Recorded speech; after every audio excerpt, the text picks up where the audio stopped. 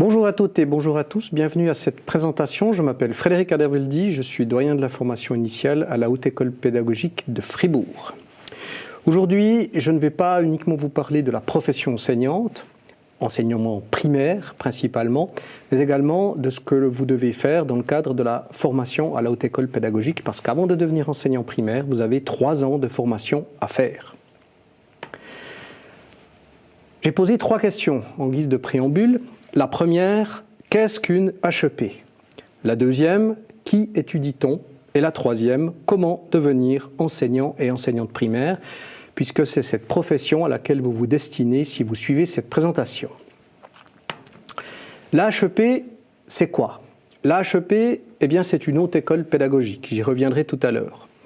Qu'est-ce qu'on offre? Une formation primaire pour devenir enseignant primaire. 2 diplômes, un bachelor sur lequel on reviendra tout à l'heure et un diplôme d'enseignement qui vous permet au bout de 3 ans de formation de devenir enseignant et enseignante primaire titulaire. Et bien sûr, l'accès à une profession totalement enthousiasmante, celle à laquelle vous vous destinez. La HEP, c'est un acronyme. C'est pour Haute École Pédagogique. Qu'est-ce qu'une haute école ? Eh bien, la Haute École Pédagogique fait partie du domaine des hautes écoles en Suisse, au même titre que les HEU, les hautes écoles universitaires, qu'on appelle la plupart du temps universités, et les HES, hautes écoles spécialisées. Chacune de ces institutions délivre des titres qui sont les mêmes, bachelor ou master, et puis pour les universités, les doctorats. Les hautes écoles pédagogiques ont une mission principale, c'est celle d'assurer la formation initiale, c'est-à-dire de base, des enseignantes et des enseignants du degré primaire. Et on rajoute une dimension supplémentaire dans le cadre de la formation à la Haute École Pédagogique de Fribourg, celle de l'accompagnement en début d'activité professionnelle, ceci pour assurer un meilleur suivi entre la formation de base, la formation initiale et la formation complémentaire. Tout cela se fait dans le cadre de ce qu'on appelle une formation professionnalisante. Pourquoi? Parce que cette formation vous permet, au bout de 3 ans d'études, de devenir enseignant ou enseignante, qui est donc un métier ou une profession, et que tout au long de votre formation, vous allez avoir un rapport avec les différents terrains, principalement les classes dans lesquelles vous allez effectuer des stages. À la HEP, on y étudie pendant 6 semestres, 3 ans. Ces 3 ans, qu'est-ce qu'on y étudie? Eh bien, on y étudie plusieurs domaines de formation qui sont tous liés au domaine du cadre scolaire. Un des grands domaines, ce sont bien sûr les sciences de l'éducation et la psychologie. La psychologie, notamment celle de l'apprentissage. On vous apprend un certain nombre d'éléments dans le cadre de votre formation, sur la première, la deuxième et la troisième année. On vous apprend quoi concrètement? Eh bien, on vous apprend à enseigner toutes les disciplines que vous allez devoir enseigner par la suite, dans le cadre également des didactiques disciplinaires, langue 1, qui peuvent être le français ou l'allemand, langue 2, l'allemand ou le français, les mathématiques, les sciences naturelles, les sciences humaines et sociales, tout ce qui touche à l'EPS, l'éducation physique et sportive, le domaine des arts, la langue 3 ou le plurilinguisme par exemple. Vous faites également un petit peu de recherche. Pourquoi? Parce qu'une des missions de la Haute École pédagogique, précisément, c'est de vous offrir les bases nécessaires et solides pour que vous puissiez accomplir un travail de bachelor en fin de formation. Vous aurez bien évidemment également tout le domaine du multimédia et de la technologie de l'information et de la communication à votre programme. Par les temps qui courent, c'est évidemment important. On vous assure également un aspect important dans le fait de vous construire en tant que futur professionnel par le biais d'un certain nombre de domaines, notamment celui du développement professionnel, mais également de la pratique de l'enseignement. Vous allez devoir effectuer 7 stages au total, 2 en première année, 3 en deuxième année, dont un stage dans la langue partenaire et 2 stages en dernière année de formation. Le premier et le troisième stage s'effectuent sur une très longue période, 1 jour par semaine dans la classe en principe. Tous les autres stages se font sous format de stage bloc. Il y a également l'obligation de vous qualifier plutôt dans le cycle 1 ou de vous qualifier plutôt dans le cycle 2. Il faut savoir que le diplôme pour lequel vous inscrivez à la HEP couvre l'ensemble des 2 cycles. C'est un diplôme généraliste, mais que dans le cadre des 180 crédits de la formation, on n'a pas pu tout mettre. Donc du coup, on vous oblige à faire un choix. Ce choix, il porte sur 20 crédits ou d'approfondissement au cycle 1 ou d'approfondissement au cycle 2. En tout cas, une chose est sûre, c'est que c'est une formation qui vous apprend un métier passionnant, un métier pour lequel, manifestement, puisque vous êtes là, vous avez un intérêt. Pour présenter un tout petit peu plus ce qu'est la HEP, il faut savoir que c'est une institution à taille humaine. Nous avons environ 550-600 étudiants, un peu plus de 90 formateurs ou formatrices qui interviennent, parmi lesquels des gens qui sont employés à temps plein à la HEP, mais également des personnes qui sont enseignants et enseignantes primaires et qui interviennent dans un certain nombre de dispositifs de formation. C'est une formation qui est également très ancrée dans le terrain. Elle est en lien avec le terrain, notamment via les stages. Lorsque vous partez en stage, vous allez être suivi par un formateur ou une formatrice de terrain qui est un enseignant primaire qui, au bout des 3 semaines, 4 semaines, 5 semaines de stage, va juger si vous remplissez les conditions pour obtenir les crédits liés à ces stages. Tout au long de votre parcours de formation, vous allez pouvoir bénéficier d'un encadrement qui est important puisqu'il vous permet d'avoir une personne de référence. C'est ce qu'on appelle le mentoring. Un formateur ou une formatrice de la HEP est désigné et va vous suivre tout au long des 3 ans de formation. C'est important pour nous aussi puisque ça vous permet également de nouer une relation de confiance avec cette personne tout au long de votre parcours pour vous construire une identité professionnelle. On ne naît pas enseignant, on le devient. Autre aspect important, c'est que le cadre de travail est idéal. Nous sommes situés à la rue de Morat. Il y a effectivement, sans vraiment parler de campus, un certain nombre de places qui sont disponibles. Le jardin est plutôt sympathique au printemps et en été, et vous pouvez bénéficier évidemment des alentours de cette belle propriété qui était l'ancienne maison des 2 Disbars où la Haute École Pédagogique se trouve. La formation, je l'ai dit, elle est professionnalisante.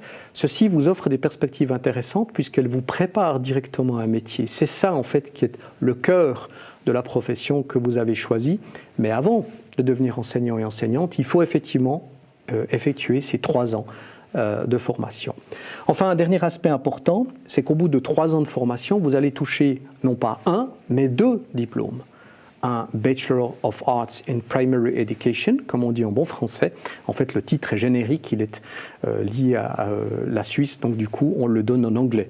En l'occurrence, il s'agit d'un bachelor académique qui vous permet de rentrer dans certaines filières de master, mais aussi et surtout le diplôme d'enseignement, ce diplôme d'enseignement qui est reconnu dans toute la Suisse pour que vous puissiez enseigner les différentes disciplines pour lesquelles vous vous êtes formé.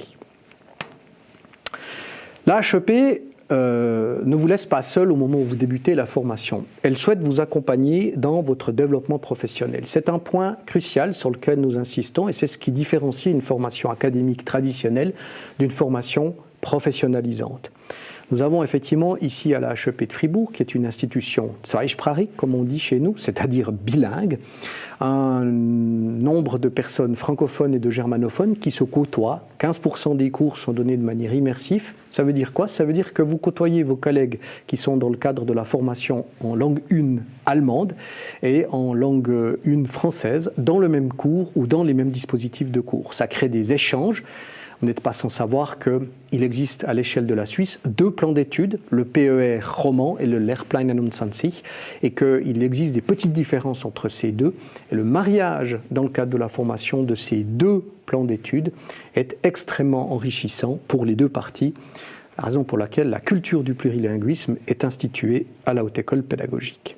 On vous offre également des tandems linguistiques. Effectivement, lorsque vous rentrez à la HEP, vous devez avoir un niveau supposé de la langue partenaire.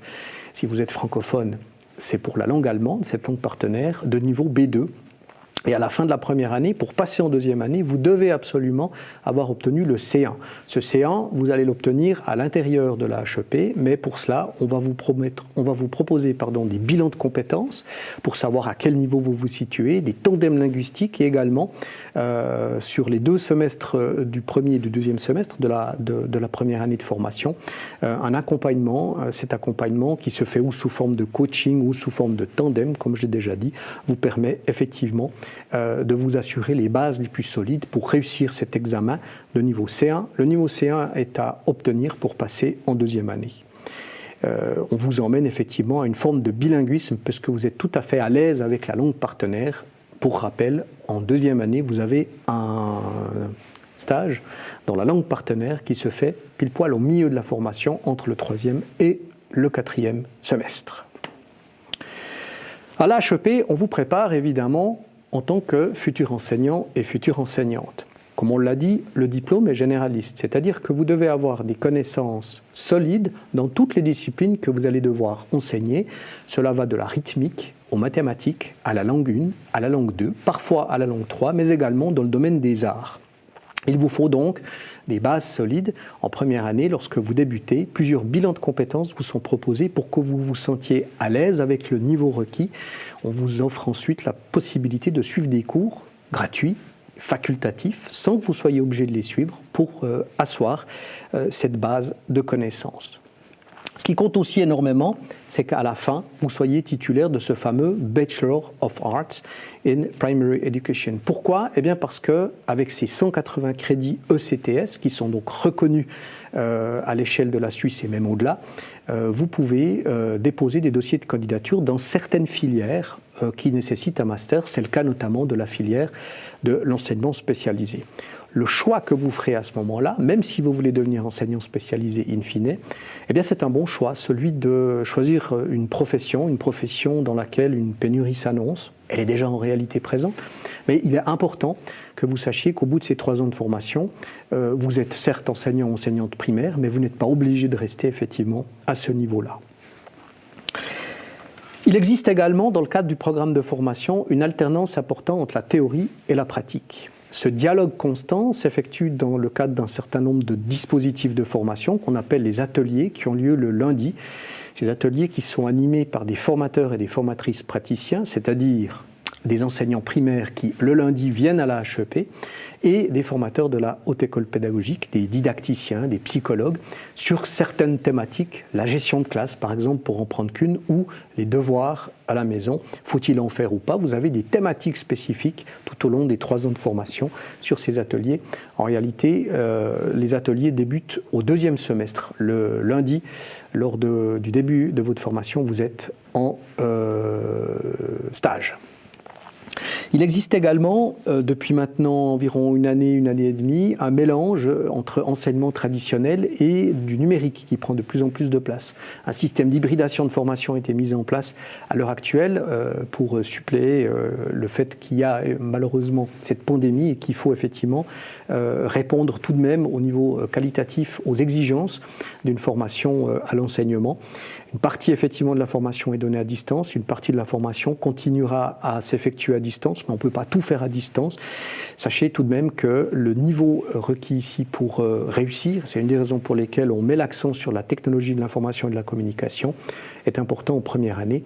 Vous n'êtes pas obligé d'avoir fait un bachelor ou un master en informatique pour débuter cette formation. N'empêche qu'être à l'aise avec les outils informatiques en l'état actuel, c'est évidemment important.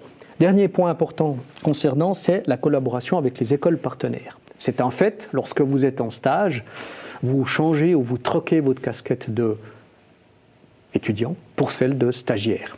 Vous devenez donc un stagiaire à plein temps dans une classe. Un stagiaire, ça veut dire quoi ? Ça veut dire assumer un certain nombre d'éléments en termes d'observation, mais aussi de dialogue, de discours avec les personnes qui interviennent dans le cadre de la classe. Ce qui est important, c'est que vous puissiez vous construire au fur et à mesure de votre parcours d'étudiant en tant que futur enseignant et enseignante.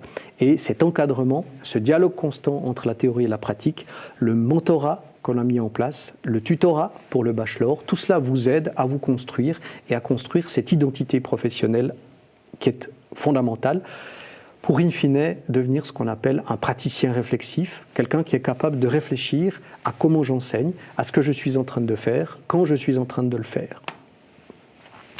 Alors comment faire ? Comment faire pour devenir enseignant et enseignante ? Alors, Évidemment, je m'adresse à des personnes qui sont encore relativement loin, qui ont peut-être déjà dans l'idée de vouloir devenir enseignant ou enseignante. Le plus simple, c'est d'obtenir une maturité qui peut être ou gymnasiale ou une maturité spécialisée avec une option pédagogie, une MSPE. Ça, c'est évidemment une obligation pour rentrer chez nous. Mais vous n'êtes pas obligé, effectivement, de passer par cette voie-là. Vous pouvez choisir d'autres voies, passer également une passerelle pour ensuite venir, passerelle DOUPS ou une passerelle maturité pédagogique pour entrer à la haute école pédagogique. Ce qui compte surtout, c'est que si vous avez l'envie de devenir enseignant et enseignante, vous puissiez aussi, à un moment donné, peut-être, effectuer un demi-jour de stage. C'est quelque chose que vous pouvez demander à faire, juste histoire d'observer et de voir ce que ça fait de se retrouver face à 20, 25 élèves de 4 ans. Ben oui, effectivement, en AH, les élèves débutent, pour certains, ils ont 4 ans, certains ont bientôt 5, jusqu'à 12 ans, 12 pour certains, même presque 13 ans. C'est important de voir ce que ça fait, effectivement, parce que c'est un des aspects les plus importants du métier. Tout ne peut pas s'apprendre dans le cadre d'une formation. Il y a une partie, effectivement, de ce qu'on a en nous et de l'envie de transmettre ce qu'on a appris nous aussi quelque part, et on a tous un rapport particulier avec l'école puisqu'on y a tous été et vous y êtes encore pour un petit bout de temps. Ce tableau-là, il vous montre un petit peu comment on fait pour arriver à la haute école pédagogique. La voie, comme je le disais, la plus sûre, eh bien, c'est celle de la maturité. Alors on nous pose souvent la question, maturité gymnasiale, maturité spécialisée, c'est quoi la différence ? En fait, il y en a une grande à l'heure actuelle, en l'état actuel en tout cas, c'est que la maturité gymnasiale vous ouvre également les portes de l'université. Ce que la maturité spécialisée avec l'option pédagogique ne vous offre pas. Donc réfléchissez-y en temps et en heure. Si par contre votre envie est claire, que vous allez devenir enseignant primaire pour entrer à la haute école pédagogique, les deux maturités vous offrent de bonnes perspectives, avec peut-être un tout petit avantage pour ceux qui auraient fait la maturité avec l'option pédagogique. Pourquoi ? Eh bien parce que dans votre cerveau, vous aurez déjà assimilé un certain nombre de modes vocabulaires, des modes vocabulaires qui sont propres à la fameuse boîte à outils dont les enseignants se servent. Canva, planification, ce genre de choses qui paraissent évidentes lorsqu'on est en fin de formation, mais qui doivent être appropriées ou qu'il faut s'approprier au moment où on débute. Une dernière chose concernant cette formation, ce qu'il faut savoir, c'est que lorsque vous allez vous inscrire, vous allez pouvoir vous inscrire dans 2 filières. Francophone d'un côté ou bilingue. Il existe effectivement à la haute école pédagogique la possibilité de faire une partie de la formation en allemand. Dans le cadre de ce diplôme bilingue, ce qu'il est important de savoir, c'est que le niveau d'allemand requis est également de C1. Ça, c'est une certitude, avec une inflexion pour un examen un tout petit peu plus fort, de niveau C2, presque professionnel, comme si vous étiez clairement bilingue. C'est important de le préciser. Lorsque vous débutez la formation, vous pouvez très bien vous inscrire en bilingue. Au milieu de la première année, vous avez un examen, un test de connaissances linguistiques qui vous dit si oui ou non vous avez les compétences linguistiques pour suivre cette filière de formation. Si c'est le cas, vous feriez la première et la troisième année en langue 1, respectivement en français, et toute la deuxième année en langue 2, en allemand. Ça veut donc dire 3 stages. Mais effectivement, toute cette formation serait faite du côté allemand. Autre aspect important, on l'a mentionné, quel type ou qu'est-ce qui vous permet de rentrer à la haute école pédagogique ? Maturité avec une option pédagogique. Vous avez aussi la possibilité de vous requalifier professionnellement parlant, mais ça voudrait dire que vous avez choisi une autre voie. Je n'y reviens pas là-dessus. Important, le délai en général, il est toujours le 31 mai de l'année qui précède. Si on prend l'exemple pour rentrer à la haute école pédagogique, à la rentrée académique de 2021, vous avez jusqu'au 31 mai 2021 pour vous inscrire. La période durant laquelle vous pouvez vous inscrire est extrêmement longue. Elle s'étend en général entre la mi-novembre de l'année précédente et la fin mai. Ce qui compte surtout, c'est de savoir qu'au bout des 3 ans de formation, ce qui vous attend, c'est un métier passionnant, enrichissant, extrêmement intéressant. Pourquoi ? Parce que vous allez devoir côtoyer des humains qui, au fur et à mesure où vous les verrez grandir durant la formation, durant les rapports avec les personnes avec lesquelles vous allez travailler, tout cela fait qu'à la fin, vous avez choisi, ou vous êtes convaincu d'avoir choisi la bonne profession. C'est surtout ça qui compte, effectivement, c'est un choix du cœur, mais pour y arriver, effectivement, il faut être conscient que ces 3 ans de formation sont là et qu'il y a un niveau d'exigence à atteindre. Ça demande effectivement beaucoup de travail, la première, la deuxième et la troisième année. L'alternance entre les présences à la Haute École pédagogique et sur le terrain est extrêmement motivante et enrichissante. Et comme vous l'avez constaté tout au long de cette présentation, lorsque vous débutez votre formation, la HEP ne vous laisse pas seul. Elle met en place toute une série de dispositifs d'accompagnement, d'encadrement, tout ceci pour que vous puissiez vous poser les bonnes questions, mais aussi qu'on puisse vous apporter les bonnes réponses à ces fameuses questions qui vous taraudent la plupart du temps. Suis-je vraiment fait pour cette profession? Si vous êtes ou si vous avez suivi cette présentation, eh bien merci. Et j'espère qu'elle vous a apporté suffisamment d'éléments pour vous convaincre de devenir enseignant primaire et enseignante primaire. Merci.